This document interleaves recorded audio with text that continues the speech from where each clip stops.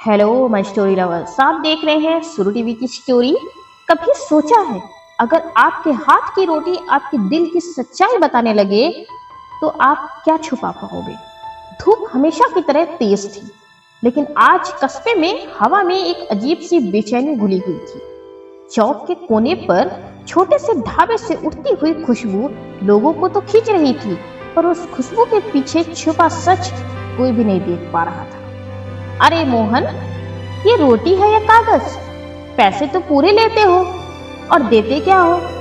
भीड़ में से एक आदमी चिल्लाया। भाई, मेरे ढाबे की चीजें शहर से आती हैं, एक नंबर। अगर तुम्हें स्वाद समझ नहीं आता तो इसमें मेरी क्या गलती? मोहन ने घमंड से जवाब दिया। लोग बड़बड़ाते जरूर थे, पर खाते भी यही थे, क्योंकि पूरे कस्बे में ढाबा बस एक ही था और मोहन को ये बात अच्छी तरह से पता थी। लोग चाहे कुछ भी कहें, आएंगे तो यही। वो मुस्कुराते हुए पैसा गिनता। पास खड़ा छोटा लड़का चिंटू चुपचाप सब देख रहा था। शाम ढल रही थी, बादल अचानक घिर आए। हवा में ठंडक और बेचैनी दोनों बढ़ गई। तभी ढाबे के सामने एक बुजुर्ग औरत आकर खड़ी हुई। बेटा, 2 रोटी दे दे, पैसे बाद में दे दूंगी। मोहन ने बिना देखे ही जवाब दिया। यहाँ उधार नहीं चलता अम्मा, पहले पैसे। बहुत भूख लगी है बेटा, उसकी आवाज कांप रही थी। कहा ना आगे जाओ। मोहन ने नजर तक नहीं उठाई, लेकिन चिंटू ने देखा। वो दौड़ कर गया और घर से 2 रोटियां लाकर अम्मा को दे दी। लो अम्मा, खा लो। बुजुर्ग औरत ने मुस्कुरा कर कहा, बेटा, तेरी रोटी में जो सच्चाई है ना, वो किसी बड़े महल में भी नहीं मिलती। उसकी आंखों में अजीब सी चमक थी। फिर उसने मोहन की तरफ देखा। याद रखना, जैसे मन वैसा भोजन। अचानक तेज हवा चली और वो औरत गायब हो गई। अरे, ये कहाँ गायब हो गई? मोहन घबरा गया। अगली सुबह जब मोहन ढाबे पर पहुंचा, दरवाजे पर एक पुराना मटका रखा था। उस पर लिखा था, जैसी सोच वैसा स्वाद। ये किसने रखा? मोहन ने हैरानी से पूछा। चिंटू बोला, भैया, कल वाली अम्मा की बात जैसी लग रही है। छोड़, काम कर। मोहन ने मटका अंदर रख दिया। जैसे ही उसने मटके के आटे से रोटी बनाई, रोटी अपने आप फूल गई, गोल, नरम, खुशबूदार। वाह मोहन, आज तो मजा आ गया।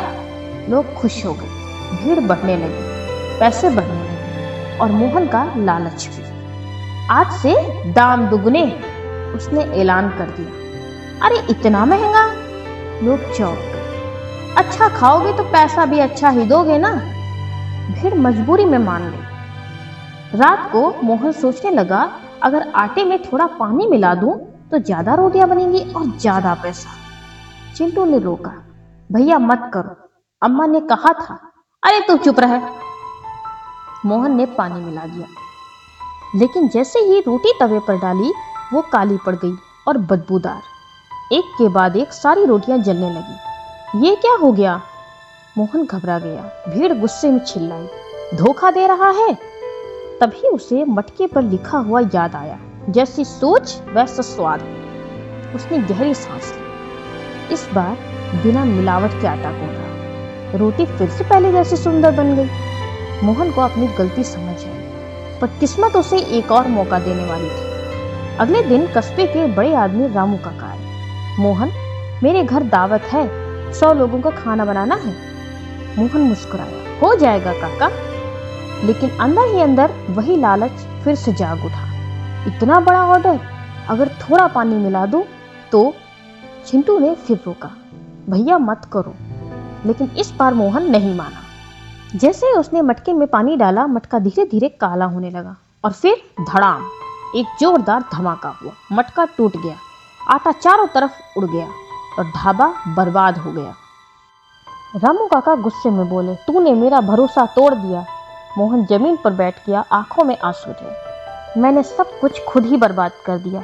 उस दिन मोहन को समझ आया, मेहनत से कमाया हुआ थोड़ा भी बहुत होता है, लेकिन लालच से कमाया हुआ ज्यादा भी कम पड़ जाता है। अब सवाल आपसे, अगर आपके हाथ भी ऐसा मटका आ जाए तो आप अपनी नीयत कैसे संभालेंगे? प्लीज़ कमेंट बॉक्स में कमेंट करके जरूर बताएं आपको ये कहानी कैसी लगी। ऐसे इंटरेस्टिंग और मज़ेदार कहानियों के लिए हमारे सुरु टीवी को सब्सक्राइब करें। फिर मिलते हैं किसी नई कहानी के साथ। Thank you.